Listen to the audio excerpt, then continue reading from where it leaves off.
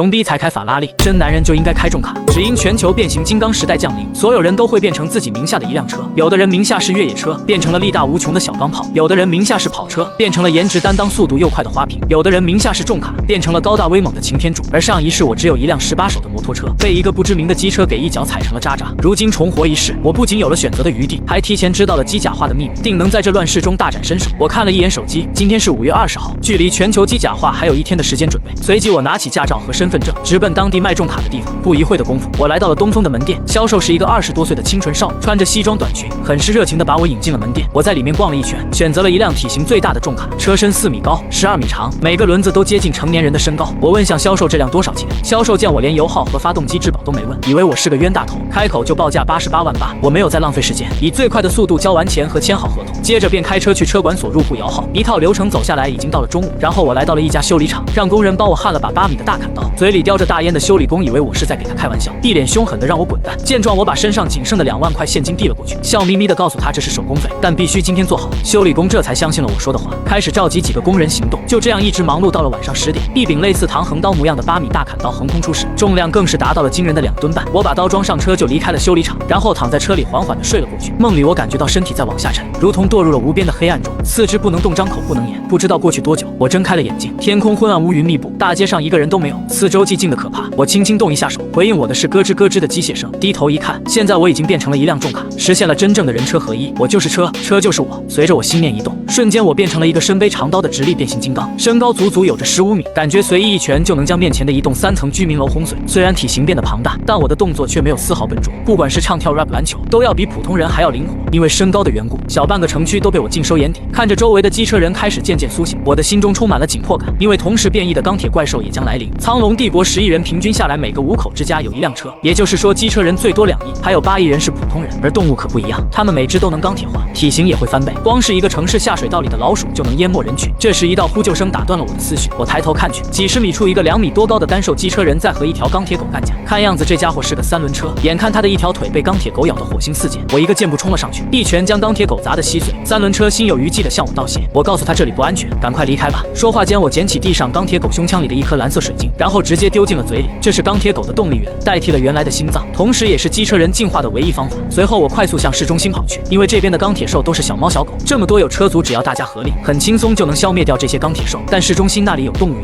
全是大型动物，这可不是一般的机车人能搞定的。进入市区后，满大街的机车人都在往城外跑，我独自逆流而上，倒是显得另类。就在离市中心还有一段距离的老街口，一帮机车人正和一群2米多高的钢铁狼战斗。钢铁狼有20多头，而机车人只有6、7位。不远处，一个女孩正害怕地瘫坐在路中间，在她身前是个嘴角带着血肉的巨大钢铁狼。就在她绝望地闭上眼睛时，一个身背唐横刀的机车人突然挡在了她的身前，一拳就将钢铁狼砸飞了数米远。女孩感激得痛哭流涕，差点就要以身相许和我生个小机车人。我则一言不发地朝着剩余的钢铁狼走去。别人眼中凶猛无比的钢铁狼，在我手里就是玩具，2分半不到，20多头钢铁狼全部被我拍死。众目睽睽之下，我掏出所有钢铁狼的动力源，并一口吞下，顿时一阵暖流充满了我的身体，明显的感觉到自己又强了几分，皮肤也坚硬许多。10几分钟后，我来到了市中心，这里的大街基本上没有什么人了，一眼望去全是机车人和钢铁兽在战斗。动物园的老虎、熊、大象这些猛家伙都在，机车人这边则是一支车队在支撑，清一色的都是10来米高的重卡。最惹人注目的是一个20米高的巨无霸，一拳直接就干废了一栋大楼。要是我没记错的话，这是一辆矿山自卸车，光是这辆车的自身体重就有240吨，完全就是机车人中最顶级的存在。此时自卸车正和一头7、8米的鳄鱼打得不可开交，接连撞翻了几栋大楼。见状，我直接提着大刀冲了上去，要是能搞到这只钢铁鳄鱼的动力源，我绝对能完成第一次进化。随着一阵白色刀光闪过，鳄鱼直接被我这一刀劈飞出去4、5米，还没落地，我就利落地掏出了钢铁鳄鱼的动力源，然后一口吞下。瞬间我感觉自己的车身又更亮了几分。此时自卸车一脸懵逼，他只看见我几拳就打穿鳄鱼的肚子，接着掏出什么东西给吃了。不过见我也是帮忙的，便对我说道：“先解决其他钢铁兽，一会再和你聊。”这时我已经猜到自卸车是谁了，在这个城市能有钱买这个车的只有一个人，那就是在后世号称陆地战神的黄泉。这次我可是赚大发了，不仅能白嫖钢铁兽的动力源，还能抱上黄泉这个超级大腿。我立马加入了战场，然而我并不是真的要战斗，而是捡他们干死的钢铁兽尸体。一边开始掏着动力源，一边我心里念叨着：白捡的便宜不要白不要，各位兄弟们谢谢了，等我吸收完就来帮你。不一会的功夫，所有钢铁兽的尸体被我掏得一干二净，而我的气质也再次发生了改变，红色的机身更加暗红，之前裸露在外面的小零件全部消失，整体看起来更加简单粗暴。兄弟们，我来了！一个冲刺，拳头带起一串空气爆炸声，重重砸在大象的身上，几十吨重的大象直接被这一拳干翻。黄泉看得目瞪口呆，这力量不比他弱，可是明明红色重卡个子没他高，动力也没他强，怎么特喵的这么厉害？见他还在发发愣，我便催促道：“愣着干嘛？上来朝着心脏的位置打！”回过神的黄泉连忙火力全开的加入战斗。很快，大象身上的拳印越来越多，一道道刀痕把象牙都削断了一根。黄泉趁机顶着大象的胸口暴锤几十拳，眼看就要打穿，我从后方一刀捅出接替了他，并让他先去帮助其他人。这里交给我。说罢，我一拳打穿了大象的心脏，顺手把水晶掏出来，1秒钟不到就吞进了肚子里。接着我二话不说，立马赶赴下一个战场。前世机车人知晓动力水晶的作用是下个月后的事，所以我已经打定主意薅黄泉的羊毛。在这场灾变中，基本上是什么车就决定了什么实力。自行车再牛逼，就算进化多次能强到哪去？我这重卡已经算是第一梯队强者实力，普通车辆强化一辈子也就堪能追上现在的我，但和黄泉比就不够看了。这人太变态，几百吨重的矿山车一拳下去谁能比？绝对是巅峰的巅峰，全球也没几个有他牛逼。后期再强化的话，谁还是他对手？半小时后战斗结束，黄泉喊道：“兄弟们撤！”而我开口说道：“你们先走，我来断后。”黄泉被我感动得稀里哗啦：“好兄弟，你保重，我们在前面等你。”黄泉带着其余人离开后，而我立马露出了嘴脸。钢铁兽是没了，但是还有好几具尸体没搜过。接着我开始打扫战场，吞下水晶后，身上的纹路愈发的清晰，胸口上仿佛有图案要浮现出来。第二次进化完成，机甲外形愈发的精致了不少，脚后的轮胎已经不见，取而代之的是火红钢铁，头部已经有了五官雏形，肌肉隆起，身体有了腰线，力量也增加了不少，但是目前还远远不够。前世要成为真正的机车战士，至少也要进化5次以上，才能在这灾变中勉强生存。趁着有信息差的这段时间，必须加速进化，成为真正的机甲战士。打扫完战场后，我快速向着黄泉的车队追去。这个大腿间羊毛自己可不能轻易放过。跟他们会合后，我却发现此时的气氛十分诡异，除了黄泉外，其他重卡都面露难色。从他们聊天中得知，原来黄泉要去救他一个朋友，但是身边的人都不愿意去。刚刚的战斗有多惨烈，他们是有目共睹的。黄哥，不是我们不仗义，我上有老下有小的，实在冒不起风险了。黄泉心底一慌，大喊道：“每人再加50万，死了100万，我什么人你们清楚？这笔钱绝对能到你们家人手里。抱歉，黄哥，我们不能陪你冒险了，那些怪物太强悍，我怕了。答应给的钱我也不要了。虽然我家里不富裕，但现在我有这身本事，赚点钱应该不难。”这句话让黄泉其他的手下茅塞顿开。对啊，现在自己变成机车人了，哪怕搬1天砖也能不少挣。就在黄泉垂头丧气时，我站了出来，提出和他一起去。黄泉立马对我感激地说道：“真的吗？你这个朋友我交定了。”而我心底则打起了小算盘。前世黄泉在去青州的时候获得了一把绝世神器，一把超高温巨剑。正因这把剑让他在同级无敌，甚至能越级战斗。如果我能提前拿到这把神器，那岂不是美滋滋？可我们还没走2步，黄泉因为刚才的战斗而感到有些饥饿力竭。这家伙猪脑过在一番后，想到既然变成汽车人了，当然要用汽油充饥，于是二话不说，拉上我就来到了加油站，一把扯下98号汽油就咕嘟咕嘟喝起来。不对啊，我怎么感觉还是一走路肚子里咕噜咕噜的响？这一幕差点没把我的机油笑出来。我当即表示可能是因为没消化，需要运动一下。正好此刻远处跑来几只钢铁坤坤，这些钢铁化的动物看见机车人就会眼红的一拥而上。眼看1米长的大公鸡被黄泉像拍苍蝇一样一巴掌拍死，我笑着表示或许吃鸡肉就可以填饱肚子，随后抓起一只铁公鸡就开始撕扯起来。黄泉见状也没办法，冒着被铁公鸡崩掉牙齿的风险啃咬了起来。等吃完整个铁公鸡，黄泉的饥饿瞬间少了一些。就在他准备给我报喜的时候，却看到我只是把铁公鸡的动力源掏了出来，其他的钢铁部位根本没动。下一刻回过神来的黄泉就对着我破口大骂：“我擦，你大爷的！你这个骗子，害我喝汽油不说，还背着我吃掉那么多动力源，怪不得你这家伙长高了。黄泉早上看我才15米，外形也短，几个大车轮还裸露在外面，这回仔细一看，16米多，颜色鲜艳，身材壮实，汽车的元素在我身上消失大半，整得跟电影里的机甲似的。不用想也知道，动力源才是汽车人的粮食。黄泉虽然有些气愤，但还是忍不住心中的好奇，询问我所有钢铁兽都有吗？不只是钢铁兽，就连咱们也有这动力源。水晶就相当于动物的心脏，不但能饱腹，还能强化身体，并且钢铁兽越强，动力源也越大。说完这些，我眼睛直勾勾地看着他。老黄，知道了这些秘密，你还要和我同路吗？什么话？你他喵的吃了我这么多水晶，不还回来就别想跑。闻言我大笑一声，跑到前面带路。我知道他不怕被坑，怕的是坑得不明不白。我一直无条件帮他，说不定他还有点害怕。路上黄泉问了一些关于进化的事，我知道的都老实交代了，包括5次进化后会浮现大型黑色车子。看着我胸前，车子已经浮现3/5，黄泉顿时嘴角抽抽，眼看灾变的影响正在愈演愈烈。这大中午的天空却是黑云密布，没人知道除了动物以外，连云层也被钢铁化，没有太阳照射，植物活不了，气温也会一天比一天低，最多1个月，地表温度下降到-20度，断电断水，不能取暖，不能种庄稼，食物吃完后，普通人根本活不久。至于这么重的云为何不会掉下来，没人知道。前世曾有人击穿云层，将一批强者送上去，但却是生死未卜。几个小时后，天色明显更黑了许多，黑云挡的是阳光，但太阳并没有消失。白天在强光照射下，城市昏黄一片，勉强能看见周围环境，晚上却是伸手不见五指的黑。就在我们打开远光灯继续赶路，不远处突然冲出一辆小电驴，车上的男人哭喊着向这里逃窜，身后是黑漆漆的由钢铁老鼠组成的洪流。来人正是黄泉的好兄弟杨帆。只见黄泉伸出一只手抓住杨帆，扭头就跑。好家伙，被这么多老鼠缠上，不用想也知道什么后果。杨帆在知道道是黄泉救他后，除了感慨还是感慨。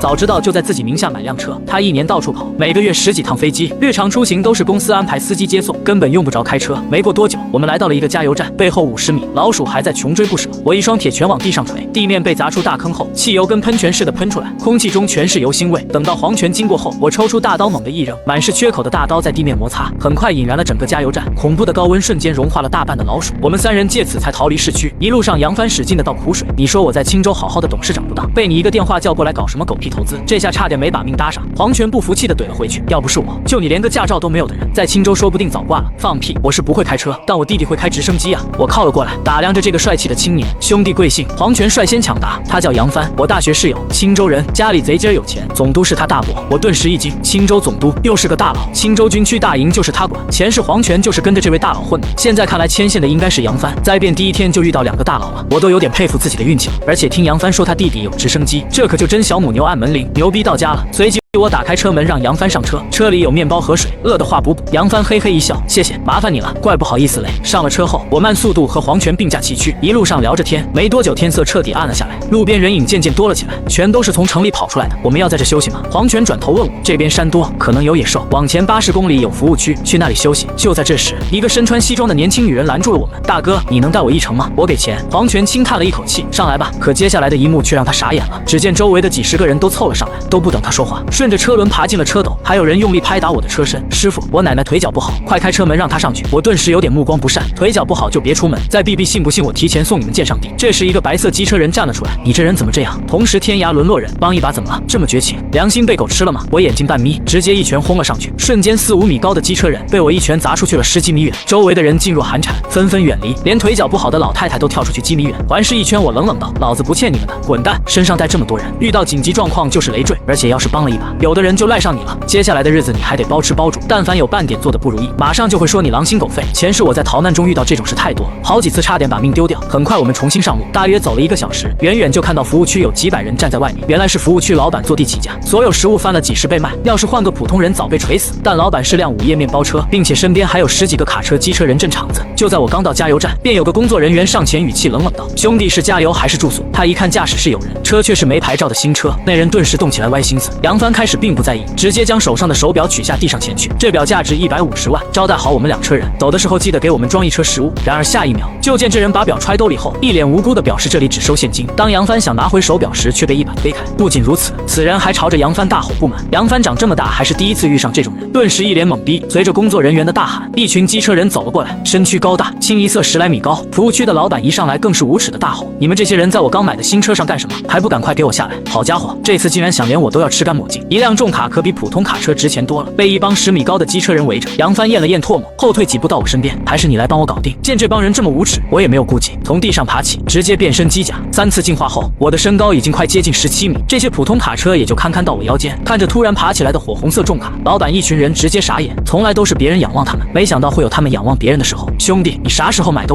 我怎么不知道？我盯着面包车矮小的身体，面带微笑的抬起脚，突然一声巨响，面包车的头瞬间陷入胸腔，双腿断裂，眨眼间就成了一堆废铁。紧接着我目光看向其他的机车人，顿时这一帮白色机车人被吓得冷汗直冒，不寒而栗，没有丝毫犹豫的转身就跑。在普通人眼里，他们是个巨无霸，在我这不过就是个弟弟。随即我一步跨出7、8米，没几秒就追了上去，一拳挥出，跑在最后的瞬间被拦腰折断。这根本不是战斗，而是单方面的屠杀。不一会的功夫，这10几个机车人就被我屠戮殆尽。围观的机车人看得心惊胆战，第一次发现有的人出生就站在罗马，不同的车型差距真的是天差地别。第2天一大早，众人被大地震动的声音吵醒，远处几10辆坦克轰隆隆开来，后面跟着拿枪的大部队官兵，除了几千官兵，还有成千上万的普通老百姓，人潮汹涌，一眼看不到头。然而见状，我拉着黄泉扭头就跑。灾变初期，并不是机车人的天下，还是以帝国为王。若是和一堆火箭筒、坦克和武装直升机对阵，就问你怕不怕？凡是遇到机车人，帝国做法都是统一收编。什么？你想要自由？反坦克、火箭筒了解一下，一发破甲弹爆炸时超过上千度高温，前期的汽车人被打上一发，基本上就是篮球大小的贯穿。中午，我们来到北灵山公园的门口，这里曾经是著名的生态公园，不仅有着各种豺狼虎豹，还有着许多的大型动物。凭借着前世记忆，我知道在公园附近藏着一处研究所，里面有着对我甚至是整个人类都非常重要的人物。黄泉早就忍不住想要找钢铁兽进食，直接就冲了上去，抓住一头钢铁兽，用力一撕，瞬间就变成了2半，里面的水晶也掉落了下来。见状，黄泉捡起就往嘴里塞。很快，那种令人发痒的饥饿感渐渐消失。随着我们越靠近北陵山公园，遇到的钢铁兽也越多，狮子、老虎、大象等。走到最后，黄泉都顶不住了，我不得不参战。黄泉没有退让，他的力量虽然大，但速度慢，不如我灵活，跑起来没有优势。此时，一处研究所里，穿着白大褂、满头银发的老者心死如灰。一旦我们离开这里，不知道会被那些怪物糟蹋成什么样。老夫打算和这些器材埋在这里，你们走吧，不用管我。老师，以您的声望，帝国是不会放弃你的。我相信这个时候他们已经派人来救援了，我们一定要坚持下去。研究室科研人员王晓明开口劝导。这人30来岁，普普通通，从外表看很难想象他会是陈老的得意弟子，只有认识他的人才知道他的强悍。单论凝聚态领域能力，研究时能超过他的也只有陈老。所谓的凝聚态这项技术是帝国重点扶持项目，而这项技术也将会在不久后改变整个人类的格局。前世全靠陈老利用凝聚态技术，结合水晶做出武器，让普通人也能有作战能力，这才勉强抵御住钢铁兽攻击。可以说没有他，帝国除了机车人，人类根本活不了。研究室里的200多人，现在只剩下不到一半。这里没有食物和水，出去是死，留下也是死。这时，一个金发碧眼的老外突然带着70、80人推开大门就跑了出去，可没走几步，惨叫声传来，一群钢铁狼群冲出，瞬间把他们撕碎。王晓明见状，赶紧关上防核弹玻璃大门，下意识后退几步。这一片地区在灾变之初就是危险中心，如今方圆几公里无人生还，满大街都是尸体和汽车人身体碎片。要不是这里有一道防核弹玻璃门，他们这些人早死了。就在所有人不忍同事被钢铁兽撕成碎片的时候，一头钢铁狼从天而降，砸在防核弹玻璃大门前，他的身躯扭曲，被拦腰打断，就剩几根铁骨连接。随后又是接连几声爆响，正在啃食人类的钢铁狼瞬间死亡。研究所大门口是一小片广场，众人只看到一个巨大火红机甲正在外面作战，群狼前仆后继冲上去撕咬机甲，可却被他一拳锤死一头，打得大地皲裂，到处是大坑。没几分钟，满地都是钢铁兽尸体。解决完这群狼，我喘着粗气跑到研究所门前大喊：“里面还有人吗？”有。大门打开，一群人跑了出来。我在人群中扫了一眼，淡淡道：“谁是陈老博士？”只见一个老头疑惑地站了出来。我直言道：“时间有限，我长话短说，我有突破凝聚态这项科技的方法。这片区域全钢铁兽，我带着你们无法战斗，不过我可以定期给你们送食物，一直到帝国派人来救你。”闻言，王晓明冷静地说道：“你想要什么？如果不是帝国派来的人，这个时候冒着生命危险帮助他们，肯定是有所求。”我也不隐瞒，当即说道：“我提供突破凝聚态的方法，并且保护你们的安全，但你们要帮我打造一把武器。放心，这把武器你们肯定能做出。前世黄泉路过这里帮助过他们，中途抓了几只钢铁兽给他们研究打发时间。没想到因为水晶，陈老突破凝聚态这项研究，还用这项研究中最顶尖技术给他打造一柄长刀。此刀名为炎魔，是一柄能发出超高温度的刀。黄泉的块头算是很大，但放眼全国，比他高的机车人不少，能稳压别人一头成为陆地战神。很大原因靠的就是这柄长刀。前世我有幸见过黄泉，轻松一刀就把成年期的钢铁兽一分为二。因为造价昂贵，材料稀有，这种武器在全世界也不多。为了以后和更大的家伙交锋，我必须拿到这种高端的逆天武器。沉思几秒后，陈老说道：“如果一切真的如你所说，我答应。”闻言，我当即点头，把杨帆留在了这里，并且拿出了我珍藏的几箱泡面。随后转头对战斗中的黄泉喊道：“丢过来一头钢铁兽。”只见黄泉抡起一头钢铁猴，隔着几十米就丢了过来。我单手接住，当场给捏死。钢铁兽身体里有一种东西叫水晶，我们机车人也有，这是身体一切的动力源，它能帮助你突破凝聚态技术。这次除了食物，我还带了几个烟花。突破技术后点燃烟花，听到声后我会过来，到时候再谈制造武器的事。陈老闻言重重点头，他眼底火热，已经迫不及待地想要研究这头钢铁兽。就连一旁的王晓明也是一脸兴奋，本想再要几头过来，一转眼却发现黄泉已经被钢铁猴群淹没。体格大的好处是力量有了，但坏处就是在成年期前不太灵活。于是我交代完事情就冲了上去，我们一路打一路跑，足足跑出10几公里。黄泉甩掉身后的猴子，特喵的，这帮猴子还真是穷追不舍，不就是掏了他们几个水晶至于吗？黄泉坐在地上喘气，手里拿着一把水晶，差不多20-30颗，这还没算路上一边跑一边吞的。就是因为这些水晶，才被猴子大军一直追着不放，一把一把水晶往嘴里丢。黄泉嚼得嘎嘣脆。这时我掏出几枚拳头大小的水晶，说道：“你还有没有点出息？一次进化都没完成的小猴子，水晶里包含能量能有多少？下次格局放大点，不然以后跟我出去我都不好意思说认识你。现在我的目标是进化后的钢铁兽，随便一头的能量都比普通的强太多了。”二话不说，我拉起黄泉继续前进。从第一次进化开始，每次进化难度都是上一次的几倍。前世我花了8年时间才到成年期，很大的原因就是前期太狗，错过最佳猎杀时机。后期钢铁兽变强了，又没那么容易杀了。这一世我不想错过机会，越快提升实力越安全，只有这样才能在灾变中有立足的资本。几天后，我俩来到北陵公园门口，先入眼的是2头鳄鱼，10几米长，5、6米高，身上大写的兽子浮现小斑，这正是进化了2次的钢铁兽。我一个箭步冲过去，抓住一头鳄鱼尾巴，重重往后一砸，双手掰住鳄鱼嘴巴，用力一撕，咔嚓声响传来，鳄鱼嘴直接被我撕裂。黄泉上百吨的体重把大地压出大坑，拳头雨点般落下，钢铁兽瞬间被锤晕。从鳄鱼胸腔中掏出一颗大大的水晶，一口吞下，他奶奶的没枉费蹲到半夜。这几天我们俩一共蹲了6、7波，钢铁兽扫了几10头，全是大家伙，水晶能量一个比一个足，不知道是不是体型过大，进化比别人难。吃了这么多水晶，黄泉的进化程度也只是2次，不像我1周前就到第4次。17米5的身高，只差最后一次就是成年期。突然一声嘶吼传来，前方大楼崩碎，冲出一群鳄鱼，最大的一头20多米长，7、8米高，背上倒刺足有半米长，尾巴是一柄大锤。来，小爷成全你们一家人！黄泉迈着大步直接杀了上去。进化2次后，他的身躯灵活很多，不像之前那么笨重。虽然高度变化不大，但整体实力翻了不止一半。硕大的拳头砸在鳄鱼背上，直接把鳄鱼砸趴下，连带着地上皲裂一片。领头的鳄鱼已经是第4次进化，尾部的大锤竟直接砸在了黄泉的大腿上。被砸翻倒地的黄泉想都没想，迅速翻滚到一边，下一秒原来的位置就被砸出了一个2米半的大坑。要不是闪躲得快，这一下恐怕身体直接要报废。我在解决完其他鳄鱼后，就连忙过来帮黄泉，随手抡起路边的电线杆，就朝着鳄鱼一顿猛砸，砰砰的撞击声不绝于耳。最终鳄鱼的腹部被黄泉一拳贯穿。可就在这时，地面突然开始剧烈晃动，只见远处一道庞大的身影缓缓浮现，竟然是一只完成6次进化的鳄鱼。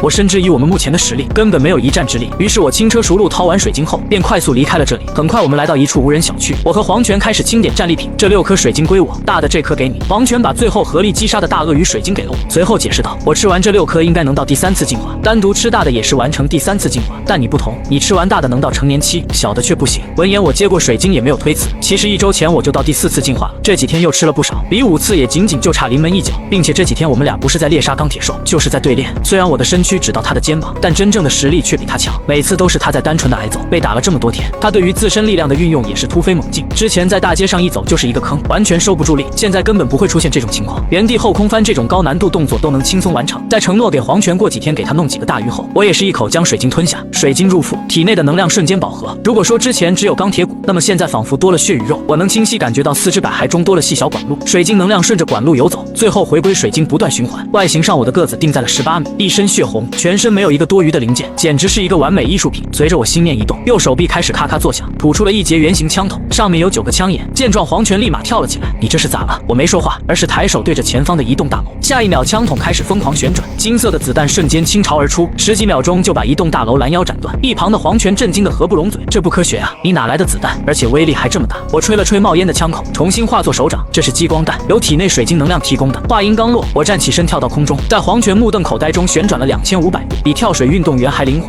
接着一拳打在地上，蜘蛛网般的纹路四散延伸到黄泉脚下。成年期最大的好处就是能运用水晶能量，出拳的时候能量从水晶汇聚到拳头，力量能翻好几倍，还能化作激光子弹扫射敌人。缺点是水晶能量有限，会消耗完，到时候身体连最基本的控制都做不到，会进入死机状态，只能慢慢的恢复。而领主级和霸主级才是真正的大恐怖，一个人就能毁一座城池。第一次听见从我嘴里说出领主霸主这些东西，黄泉立马便知道小葵花课堂开课了，当即原地坐下，如同个学生般开始认真听课。我背着手慢悠悠的说道：普通机车人进化5次就是成年期，胸前车子浮现，钢铁兽也是一样，不过他们浮现的是兽子，那时的钢铁兽将会进化出智慧，比野兽时期不知道强了多少倍。不管是成年期钢铁兽还是汽车人，往上再进化5次就是领主级，那种级别连导弹都炸不碎。说着我伸出手臂化作枪筒，你觉得这种武器怎么样？领主级会在此基础上进化出激光炮，一炮之下一座山都能打穿。黄泉艰难的咽了口唾沫，那霸主级呢？嘿嘿，这要等我到了那个级别才告诉你。与此同时，研究所里的陈老对着发光的水晶突然大喊：成了！凝聚态技术终于突破了。他高举手中的水晶，对着研究所内的众人大喊：这可不仅是一项技术的突破，更是整个人类的希望。看到研究所发出烟花信号，当天中午我和黄泉就打了过来，顺便带了一车生活物资。进化到成年期，我只是用激光子弹简单横扫，聚集在广场上的钢铁兽群就瞬间倒下。看到我，陈老的瞳孔微缩，他知道我已经进化，随后目光灼灼地看着我。现在凝聚态技术已经突破，你要我们打造什么样的武器？一柄刀，一柄超高温度的火焰刀。我也不知道研磨具体有什么功能，只能按照前世见过的大概样子描述。这柄刀出自研究中心，想必他们应该有点思路。然而没想到的是，负责这件事的竟然是陈老的徒弟王小明。他从地下室搬来机器，对着我就是一通扫描。周围人见状都是站得远远，这玩意辐射很大，根本不是给人用的，一般人被照到会肝肾衰竭，各种功能坏死。从众人的话语中我听出来，给我做武器的材料是火箭上用的，主要用于发射时候隔离高温，贵重程度已经不是钱的事了。几分钟后，王小明采集完资料，林先生，我这里还需要一些时间，请您稍等几天。另外，我们的食物快没了。闻言，我对着蹲在广场上掏水晶的黄泉喊道：老黄，快给他们带点吃的来。接下来几天，我一直守在研究中心的大门口，哪都没去。以我现在的实力，已经不惧怕普通钢铁兽，就算遇到成百上千的兽群，打不过也能跑得过。偶尔有不开眼的钢铁兽过来，直接一枪放倒。而黄泉则屁颠屁颠的跑去掏水晶。尽管几天下来收获不小，但黄泉就是无法突破第4次进化。尼玛，这矿车有毒吧？吞了一把水晶后，还是没有突破迹象。黄泉一屁屁股坐在地上，眼神呆滞。见他这副无助的样子，看得我一阵讥笑。正常现象，体型越大，需要的水晶越多，这不也侧面说明你的潜力很大？黄泉无奈地叹了口气，这段时间吃了多少水晶，只有他清楚。我是一口没吃，全给他了，可他却连第4次进化的影子都没有看到。不过我反而很羡慕黄泉，能拥有矿山自卸车这种大杀器。只有经历过灾变的才明白一个好出身有多么重要。普通人没有车，等待他们的命运是死亡和饥饿。摩托车、3轮车、面包车，这些机车人虽然不为吃喝拉撒发愁，但战力有限，是机车族最底层的存在。上了战场就是炮灰。中等机车人是家用轿车这类，实力不上不下，往上提升的空间很难，只有少部分能脱颖而出，大部分碌碌无为一辈子。重卡、大型挖掘机、越野和推土机是高端力量，只有这个层次的机车人才能在乱世安身立命。像黄泉他们这种矿山自卸车或者直升飞机和大型游艇，一出场就是战力爆表，走到哪都是香馍馍。黄泉20米身高，200多吨重，一拳就能干翻一栋楼，谁看了都得说声加纳。时间又过了2个半小时，研究中心的防核弹玻璃门终于打开了。杨帆和王晓明顶着黑眼圈出来，其余人则是躺在地铺上睡大觉。为了这把武器，他们几天几夜没合眼，全都配合王晓明打下手。很快2个人抬出一截刀柄上前，通体黑色，2米半长，一头是圆形，一头是张着大嘴的龙头。看见只有刀柄没有刀，我愣在了原地。这时王晓明神秘一笑：“你试试就知道，我接过刀柄，一点也感受不到费力，最多也就300斤，手感很好，就是没有刀。”一旁的王晓明开口说道：“你推一下旁边的开关试试。”闻言，我照着王晓明的要求轻轻一推开关，下一秒体内水晶的能量瞬间被抽走2.5成，顺着手臂灌入到刀柄，狰狞的龙嘴刹那吐出一道巨大光芒，最终定格在8米长，形成红色刀身。炎热的气浪扑面而来，王晓明连忙后退几步说道：“这把刀会吸取主人水晶的能量，经过刀柄内部装置转化后形成炙热刀身。其实不是实体，而是温度和密度很高的光。刀上有着3个档位，第1档1500度高温，第2档5000度，第3档1昆万度。激光武器这项技术虽然高端，但目前很多国家都有。这把刀难点在于刀柄的耐高温材料，以及如何结合机车人体内的水晶供应。此时我已经迫不及待地想要测试刀的威力。随着我脚下用力一蹬，瞬间冲到一栋3层小楼前，二话不说一刀劈下，火红刀光一闪，3层小楼瞬间被拦腰斩断。这才是真正的神器。我低头打量着这把刀，十分满意，唯一缺点就是太费水晶能量，这才1档就抽了我1昆能量，砍一刀又用去一小部分，最多砍2分钟就得歇菜。既然输入水晶能量后发出高温，那就叫它研磨吧。我十分淡定的张口就把这柄刀前世名字说了出来。研磨好名字，黄泉在一旁看的眼睛都直了，这刀简直屌爆了，一刀下去谁扛得住？绝对是大杀器。要不是因为材料稀缺，黄泉说什么也要再弄一把刀。造刀的主要材料是火箭发射时耐高温钢材，内部采用凝聚态技术，集中整个研究所力量才做出来，放在平时倒是能复制1把一模一样，但这会上哪去找材料？正当我们几人正在说话时，天上突然传来噪音，抬头一看，一架武装直升飞机盘旋在城市上空，停留几秒后，这架直升机突然撞向一栋高楼。就当众人以为直升机即将击毁人亡时，下一秒直升机变成机甲站在大楼天台，冥冥之中机甲转过头，隔着几百米看向了研究所这边。黄泉见过世面，光瞅了2眼就看出了端倪，不对，这是改装过的武装直升机，并没有武器系统。然而下一刻就见杨帆跳起来挥手：“老二，快来，我在这儿！”说罢还对着我和黄泉解释：“这是我堂弟杨傲，这架直升机是退役产品，武器系统早卸了，我堂弟在军中是驾驶员，找关系才买下来的，也就外形是武装直升机，其实和普通民用差不多。”闻言我直呼好家伙，武器系统卸了，可雷达和发动机呢？这些可都是货真价实的武装配置。杨傲的速度很快，几秒钟就落到了我们面前。他在和杨帆打完招呼后，就看见一旁被我切断的楼房，不禁眼皮一跳。在经过杨帆的介绍后，我们几人也是熟络起来。其实杨傲我也挺熟的，后世也是个大名人。国内直升飞机很少，武装直升机更少，稀缺程度比黄泉矿山自卸车还稀有。由于灾变导致天空被乌云遮挡，磁场干扰厉害，航班肯定是不能用的。长途运输最快的就是直升飞机，不是地面交通，每小时200多公里速度，从南到北也就几个小时的事。杨傲本就出自军中，战斗力很强。我记得第一批突破到成年期的人中，这位大佬便是其中一位，后期更是为数不多的霸主级，是军方的代表人物。几人寒暄了一会儿后，杨傲便带着杨帆准备飞往青州市。临走时，杨傲回头对着研究所众人安慰道：“10分钟前我在来的路上看见京都的直升飞机是来接你们的，大家不要着急。”然而杨帆闻言却是一脸失望，他本想带着研究所众人前往青州，在研究所待了几天，他知道凝聚态技术的恐怖，将来绝对是个不得了的东西。还有王晓明这个武器天才设计师，抛开这些不谈，剩下的几10位科学家放哪不是宝？想到这，杨帆捶了一拳仪表盘，要不是杨傲说帝国直升机要来，他今天肯定把陈老和王晓明拐跑。等杨帆他们走后，我立马叫上黄泉准备离开。在灾变初期有很多机缘，我并不想过早被帝国收编。在我们走后没几分钟，一队武装直升机就飞了过来，15架飞机，漆黑的机身两侧都是冰冷的枪口和金灿灿的炮弹。研究人员挥手大声呼喊，差点就没哭出来。飞机上下来一队穿着迷彩服的军人，个个手持机枪，领头的军衔不小，戴着黑色墨镜。受苦了，我是帝国派来接应的，你们快上飞机吧，我带你们回帝都。回头看了一眼研究所，陈老眉头紧皱，那这里的设备怎么办？抱歉，我们带不走，最好的处理方式是销毁。闻言，一众研究人员大惊，绝对不行，这里的设备价值不可估量，太珍贵了，不能销毁。研究所大门普通钢铁，受攻不破，地下室还有防爆密码门，没人进得去。等将来时机合适，我们还可以再回来。你们愿意这样这样处理，我没意见。上飞机吧，别耽误时间了。士官知道这里面的科研设备钢铁兽用不了，在普通人眼里还不如一堆废品，留在这根本没人要，销不销毁都意义不大。而此时在公园旁一个小区内，我拉着黄泉停了下来。黄泉一脸懵逼的听完了我接下来的计划。没错，我打算把那批设备弄到手。被我带坏的黄泉在一旁嘎嘎坏笑。这个办法好，等他们走后，咱们把设备偷了，以后找齐材料，直接绑架王小明给咱造武器。其实带走设备，除了以后能用得着，